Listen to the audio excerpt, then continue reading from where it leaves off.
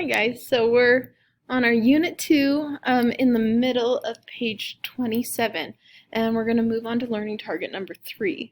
I can describe the motion of an object by interpreting graphical position. Okay, and so let's look at that.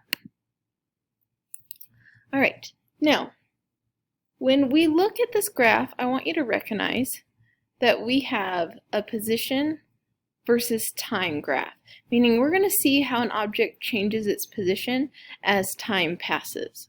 Okay, and so we have this equation here, this new equation for you, v, which stands for velocity. Remember, velocity is a vector, and so that's why it has this little line over the top of it there. Velocity is a change in position over a change in time.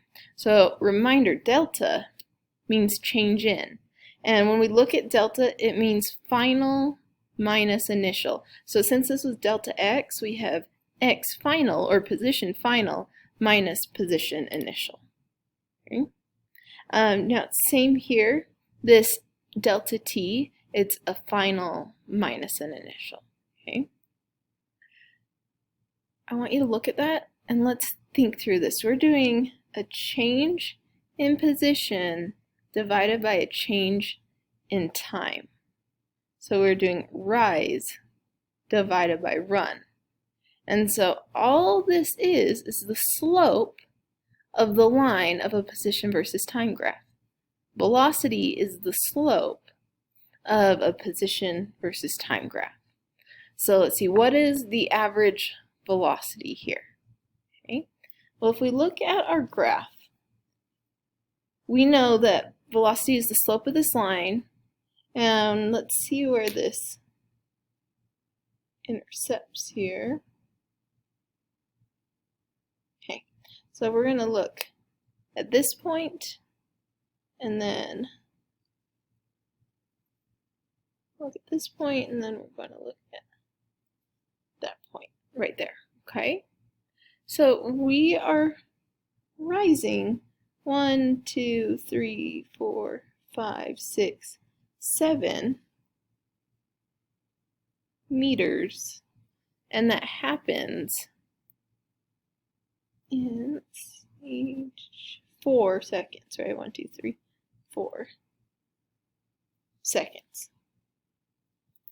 And so then when we run that number, 7 divided by 4, so our velocity is a positive 1.75 meters per second. Okay, so positive meaning we're moving in the positive x direction. Okay, now the other slope, recognize it's a negative slope. This is how my dad used to teach it to me. If you're starting on the left and you're moving to the right, and let's say you're pedaling your bicycle. Well, if you're riding a bike up the hill, then that's a positive slope. And if you're riding your bike down the hill from left to right, then that's a negative slope. Okay. Also, unfortunately, I broke a nail. So sorry for some of you that's throwing them off. Average speed. Now remember that speed is a scalar, not a vector. So it's the magnitude, but not the direction. So our average speed is just 1.75 meters per second. Now we don't know if that's in the positive x direction or the negative x direction. And then how do speed and velocity differ?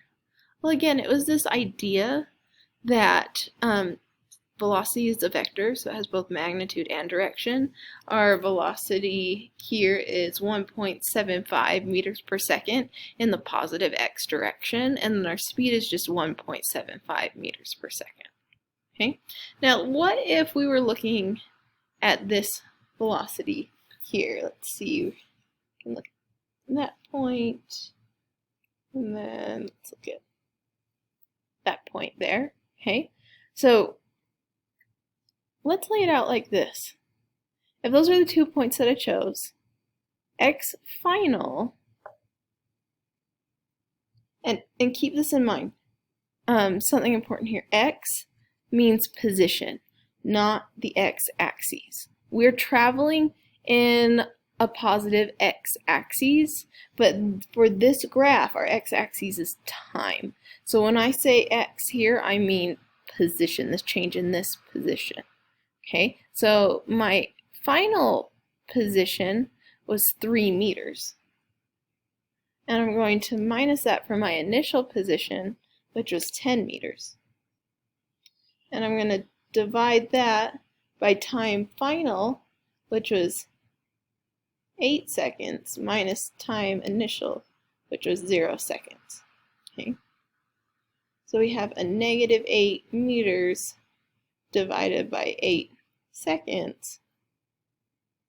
And so we have negative 1 meter per second, meaning we have a velocity in the negative direction, in the negative x direction, of 1 meter per second.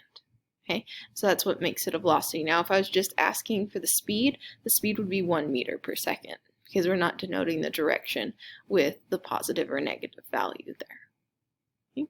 And then this should resonate and should hold true, because when I look at this,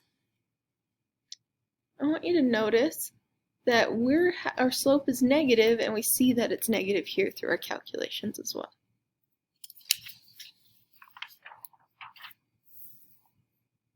Okay, what is the average velocity of the objects whose motion is represented in the graph?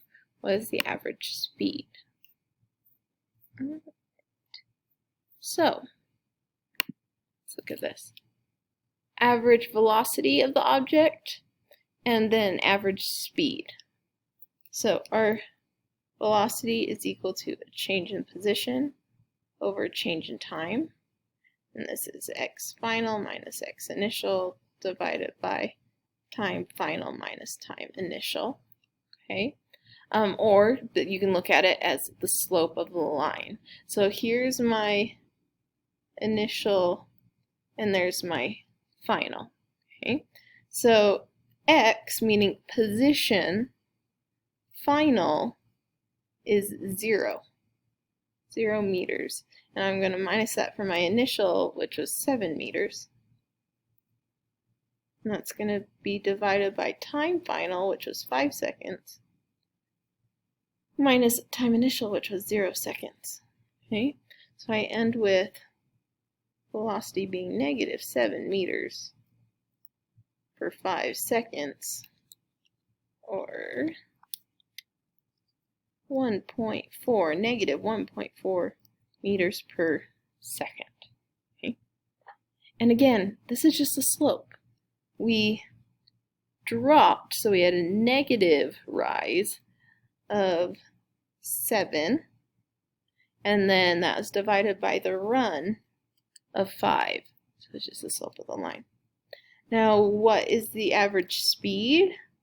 Well, speed would just be 1.4 meters per second, because that's my speed, but the negative sign denotes which direction. And again, speed is a scalar. Okay? And so we don't have to include the negative, which tells us that we're moving in the negative x direction.